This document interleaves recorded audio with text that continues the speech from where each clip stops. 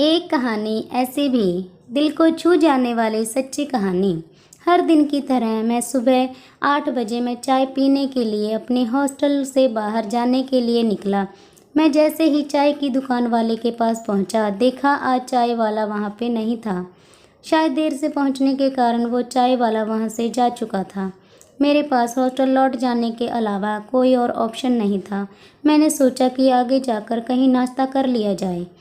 बहुत ज़ोर की भूख लगी थी। मैं आगे की होटल की ओर जा रहा था, तभी मेरी नज़र फुटपाथ पर बैठे 2 बच्चों पर पड़ी। दोनों लगभग 10-12 साल के रहे होंगे। बच्चों की हालत बहुत ख़राब और कमज़ोर नज़र आ रहे थे। कमज़ोरी के कारण अस्थित पिंजर साफ दिखाई दे रहे थे। वह भूखे लग रहे थे। छोटा बच्चा रोते हुए बड़े भाई को खाने के बारे में कह रहा था। बड़ा भाई उसे चुप कराने की कोशिश कर रहा था। वह जानता था ना तो मेरे पास पैसे हैं और ना ही खाने के लिए भोजन जिससे मैं अपने छोटे भाई की भूख मिटा सकूं। वो भी लाचार बैठा था, भूख से पागल होए जा रहा था। मैं अचानक रुक सा गया, दौड़ती भागती जिंदगी में एकदम से ठहर गया। इन मासूम से बच्चों की ऐसी हालत को देख मेरा मन भर आया। इनकी भूख को देख मेरी भूख खत्म सी हो गई। सोचा इन्हें कुछ पैसे दे दिए जाएं। मैंने उन्हें 10 रुपये देकर आगे बढ़ गया। जैसे ही मैं आगे की ओर बढ़ा, मेरे मन में एक विचार आया। कितना कंजूस हूँ मैं, 10 रुपये का क्या मिलेगा, चाय तक ढंग से ना मिलेगी। स्वयं पर शर्म आई और फिर वापस लौटा। मासूम से देखने वाले बच्चे भूखे बच्चों से कहा, कुछ खाओगे? बच्चे थोड़े असमंजस में पड़े। मैंने कहा, बेटा मैं नाश्ता करने जा रहा हूँ, तुम भी कर लो। वो दोनों भूख के कारण तैयार हो गए। उनके कपड़े गंदे होने और ऐसी हालत में देखकर होटल वाले ने डांट दिया और भगाने लगा। मैंने कहा, भाई साहब उन्हें जो खाना है वो उन्हें दे दो, पैसे मैं दूंगा। मेरी बातें सुन होटल वाले ने आश्चर्य से मेरी ओर देखा।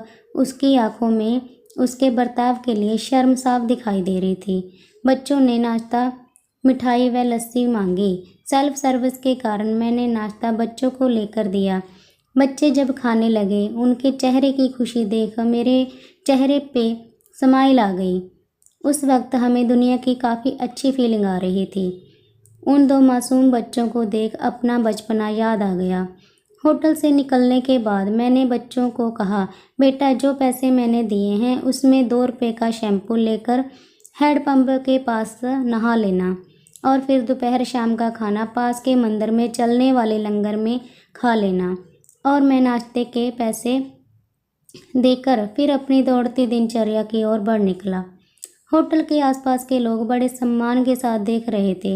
होटल वाले के शब्द आदर में परिवर्तित हो चुके थे। मैं अपने हॉस्टल की ओर निकला। थोड़ा मन भारी लग रहा था। उनके बारे में सोचकर दुखी हो रहा था। रास्ते में मंदिर आया। मैंने मंदिर की ओर देखा और कहा, हे भगवान आप कहाँ हो?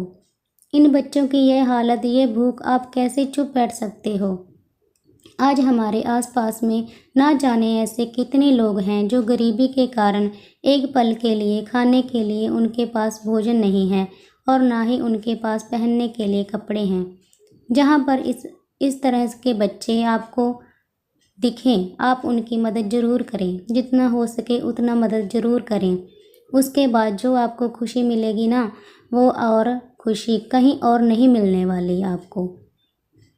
फ्रेंड्स, स्टोरी पसंद आई हो तो लाइक कीजिए, शेयर कीजिए एंड सब्सक्राइब कीजिए। Thank you.